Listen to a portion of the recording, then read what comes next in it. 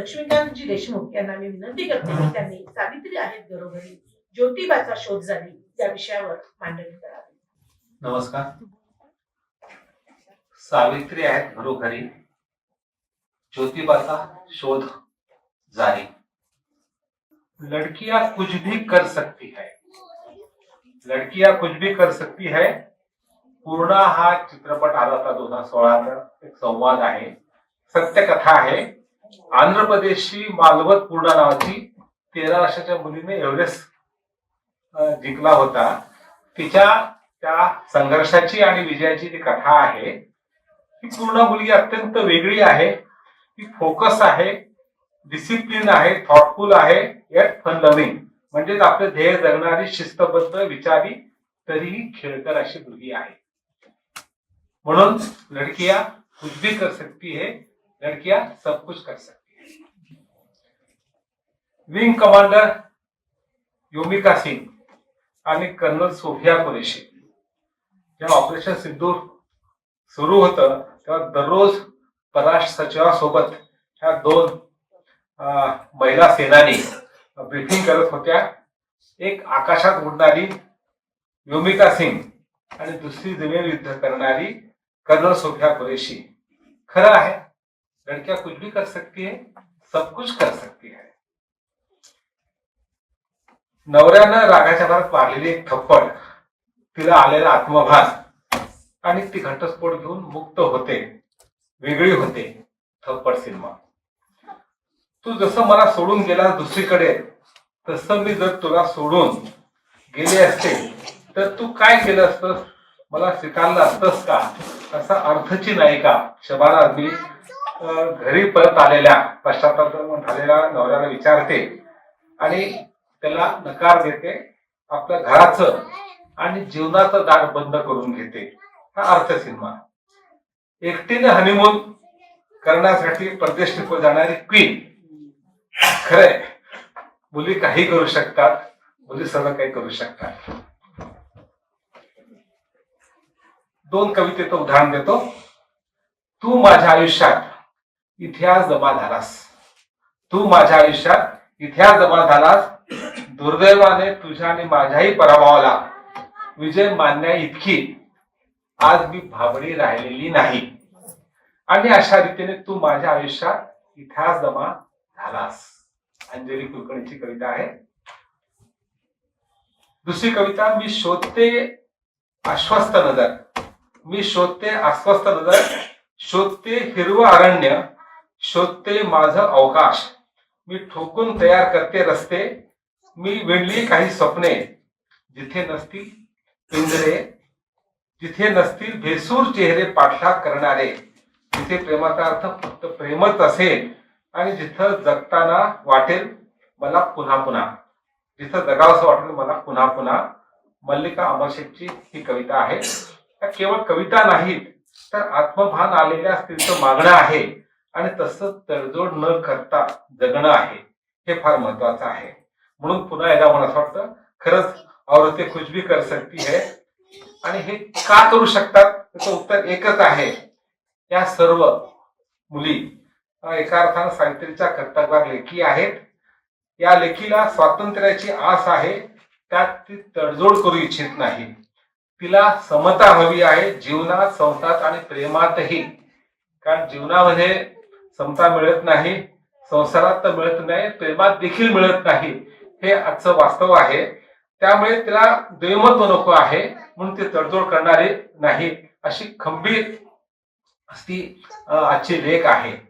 त्यात असं कधीच म्हणणार नाही, ही सावित्री असं कधीच म्हणणार नाही की तुम गगन के हो चंद्रमा, मैं धरा की धूल हूं. म्हणजे तू फार महान, मी फार छोटी आहे. तुम गगन के चंद्रमा, मैं धरा की धूल हूं. तुम प्रणय के देवता, मैं समर्पित फूल हूं.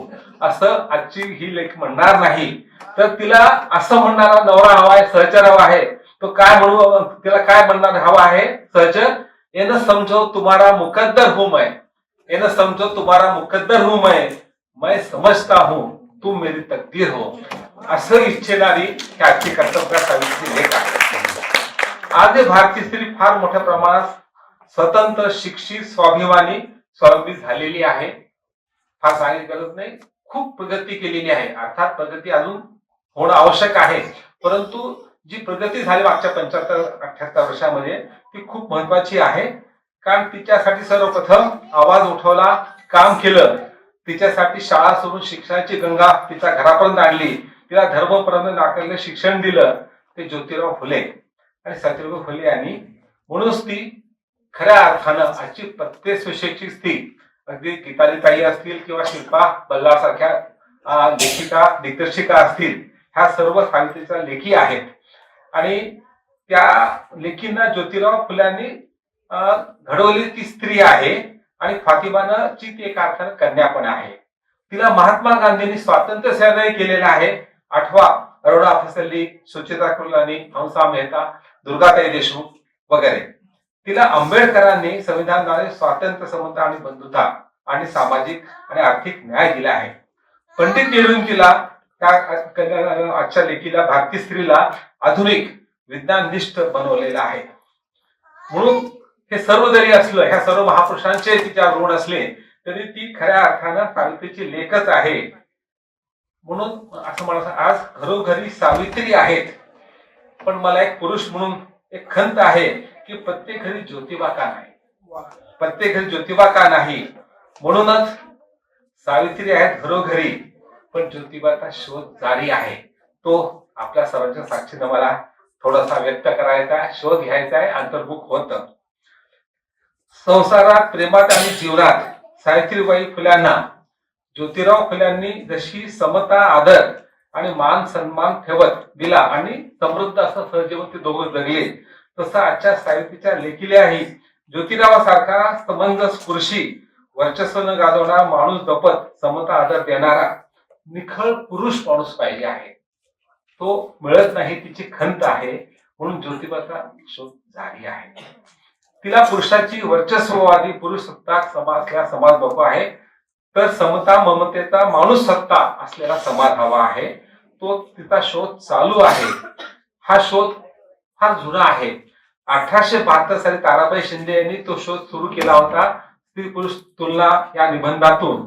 आणि त्या आजच्या ह्या 21 शतकापर्यंत, 2 शतकापर्यंत अनेक लेखिका, मग प्रिया तेंडुलकर असेल, मेघना पेठे असतील, त्या आजच्या अनेक कवितेचा उल्लेख केला, अंजली कुलकर्णी असतील किंवा मल्लिका अमरशेख असतील, ह्या सर्वांचा तो शोध चालू आहे त्यांच्या साहित्यातून. त्यांच्या साहित्यातून दिसणारा पुरुष कसा आहे हा जर प्रश्न विचारला तर तो पुरुष सत्ताक वर्चस्वाचा प्रतीक आहे. तो मनोवादी परंपरेचा पुरुष संस्कार घडलेला पुरुष आहे. तो स्त्रीला पदार्थ मानणारा आहे, अप्पलपोटा आहे. तथाकथित सभ्य पुरुषाचं घराचं वर्तन देखील मालकी हक्काचंच असतं आणि स्त्रीला मोठी ठेव घेणार असतं. तो तिला घरात समता देत नाही. त्याचं प्रेम, माया पण मालकी हक्काची ती हे असते, वर्चस्वादी असतं. ताराबाई हे जे मला वाटतं की फार अतिरंजित आहे. आजचे पुरुष बदलले, आधुनिक युग आहे, परंतु मी पुढे ते सांगणार आहे. काही सर्वेचे आकडे पण देणार आहे. मग तुम्हाला कळू शकेल जेन जी काय इच्छा करते हे तुम्हाला सांगणार आहे शेवटी. तर ताराबाई शिंदेच्या निबंधातला पुरुष कसा होता 1872 सालचा, त्याला कोणता स्त्री धर्म अभिप्रेत होता हे सांगताना ताराबाई अतिशय परखड लिहितात. स्त्री धर्म म्हणजे काय?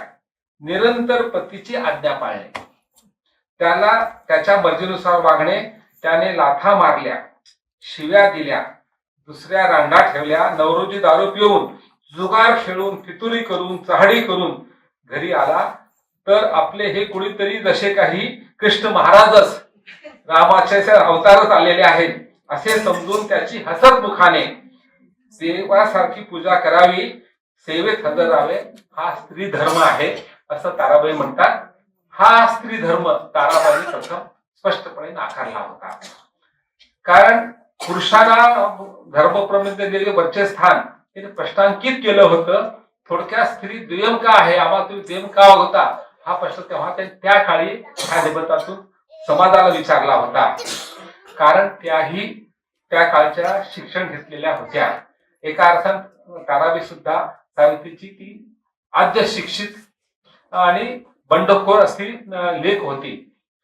पण त्या काळचा पुरुष मात्र पुरुषी वर्चस्व गाजवणारा होता, हे आपल्याला लक्षात घ्यायला पाहिजे. Cut to present flash forward, तिथं सुनील सोडकर बसले त्यामुळे फ्लॅश फॉरवर्ड शब्द सुचला मला बोलता बोलता. आता आजच्या काळात येऊया. एक उदाहरण देतो. उदाहरण खूप आहे परंतु वेळ फार कमी, आपल्याला आणखी 15 मिनिट संपवायचं आहे. प्रिया तेंडूलचे फक्त एका कथेचा उल्लेख करतो. ते कथेचं नाव आहे नकटीच्या लग्नाला. त्यातला तो पुरुष किंवा नायक जो आहे तो नायक नाहीच आहे, तो खलनायक व्हायला पाहिजे.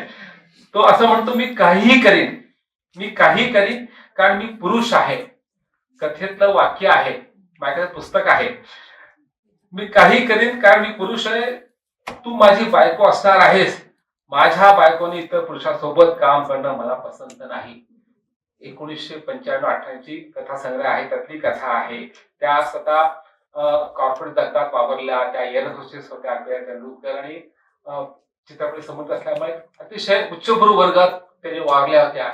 त्या वर्गाचं चित्रण करणाऱ्या ह्या कथा आहेत, 4-5 कथा आहेत, त्यातली या कथा उल्लेख केलेला आहे. तर आणखीन एक आजच्या स्त्रीला पुरुष कसा वाटतो, म्हणजे पुरुष कसा बदलला नाही, ज्योतिबा का झाला नाही, हे सांगायचं उदाहरण देतोय. तिसरं एक उदाहरण शेवट देणार आहे. अंजली तुंजे कविता आहे, मी जगातली आणि मी मनातली. मी जगातली हा पहिला भाग आहे कवितेचा. कविता फारच इंटरेस्टिंग आणि फार विदारक अशी आहे. ती कविता अशी आहे, मी जगातली, लिंग स्त्री, नाव सो अमुक तमुक, वय अमुक, रंग रूप उंची वजन अमुक अमुक अमुक वगैरे वगैरे वगैरे, नोकरी अर्थात क्लर्कची अमुक अमुक अमुक अशी, छंद घरकाम, शिवणकाम, विणकाम, स्वच्छता, टापटी, स्वयंपाक, विशेष पात्रता ब्युटिशियनचा कोर्स, विशेष पात्रता ब्युटिशियनचा कोर्स, पुन्हा घरकाम, नोकरी, मुले बाळे, संसार, नातेवाईक, सासर माहेर, लग्न, मंज, देवपूजा, उपास तपास वगैरे वगैरे वगैरे. मी जगातली हा कवितेचा पहिला भाग संपला. पण ती मनातली कशी आहे? ती बंडखोर आहे, स्वतःच्या जगणारी आहे. म्हणून त्याचा उत्तर ह्या कवितेने असं लिहिलं अंजली कुलकर्णींनी, मी माझ्या मनातली. अजून तिनं ते प्रत्यक्ष कृती केलेली नाही, पण करायची उर्मी आहे मनात, आणि ते बंड मनात तिथं उसळत चाललेलं आहे. त्याचा फक्त 2 ओळी सांगतोय, कविता बरीच ती मोठी भाग आहे. मी माझ्या मनातली, आत्मशोधाच्या सुगंधानं घमघमलेली लतिका, आत्मशोधाच्या सुगंधानं घमघमलेली लतिका, बेफाम काळ्या घोड्यावरून दौडणारी बिनधास्त राजकन्या, असं मला व्हायचं, असं माझी बंडखोरी आहे. यातून काय जरूर होतं, ह्या सर्व साहित्यातून ताराबाई शिंदे, त्यानंतर प्रिया तेंडुलकरांनी अंजली कुलकर्णींच्या कवितेतून, सावित्री आहे घरोघरी, ज्योतिबाचा शोध जारी आहे. त्यांना ज्योतिबा सापडत नाही, त्याला फक्त पुरुष सापडतो. त्यातला सहचर सापडत नाही, समता देणारा मान सन्मान पुरुष सापडत नाही. हे आहे. आता हे साहित्यात आलेलं आहे. खरंच वास्तवामध्ये पुरुष इतका वाईट आहे का? हा प्रश्न आपला पुरुष तर महिला पण पडू शकेल. म्हणते आमचा नवरा असा नाही असं म्हणू शकतात काही. तर मी तुम्हाला लेटेस्ट सर्वे 5 मार्च 2026 ला पब्लिश झालेला, त्याच्या आर्टिकल पाठवू शकतो मी. तो त्यांनी लेटेस्ट जेन झी, ही आजची ते तरुण पिढी आहे 25च्या आतली, ह्या वर्षी ह्या 10 शतकात जन्मली जेन झी म्हणतो त्याला. कारण जेन झीचं फार चर्चा चालू आहे. नेपाळमध्ये सत्तांतर घडून आणलेला आहे, बंगलादेशात त्या मुलांनी काम केलं होतं. जेन झीचा हा सर्वे त्यांनी 5 ठिकाणी केला, 5 देशात केला. ब्रिटनला केला, अमेरिकेत केला, ब्राझील, भारत आणि ऑस्ट्रेलिया. त्यातले निकाल आपल्याला वाचल्यानंतर धक्का वाटतो. जेन झी असे आहेत का असा प्रश्न पडेल. आधी भारताचं 3 मुद्दे सांगतो सर्वेक्षणाचे, फक्त चर्चा करत नाही फारसे, पण सांगतो. 31% जेन झी पुरुषांना असं वाटतं भारतातल्या की बायकोनं त्याची आज्ञा पाळावी.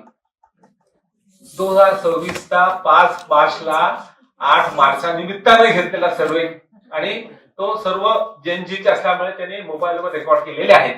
म्हणजे पुढे म्हणू शकतो हे चुकीचं आहे. 24% जेन झी पुरुषांना असं वाटतं की स्त्रीनं अति स्वतंत्र व आत्मसिद्ध असं वागू नये, किमान समाजात असं दाखवू नये. खरंय. 21% जेनजी पुरुषांना वाटतं की त्यांनी जर बाल संगोपनात मुलं वाढवताना बायकोला मदत केली तर त्यांचं पौरुष्य, त्यांचा रक्तनेसपणा बसण्याची कमी होईल आणि ते इतर लोक आपल्या नावावर ते ठेवतील. आता ह्या 5 देशाचा एकंदरीत जो सर्वे झाला त्या आणि 5 देशाचं एकत्र जे रिस्पॉन्डंट होते तर त्याच्यातून त्याने अनालिसिस केलं. काय सांगितलं, फार फरक नाही, आकडेवारी थोडी वाढलेली आहे.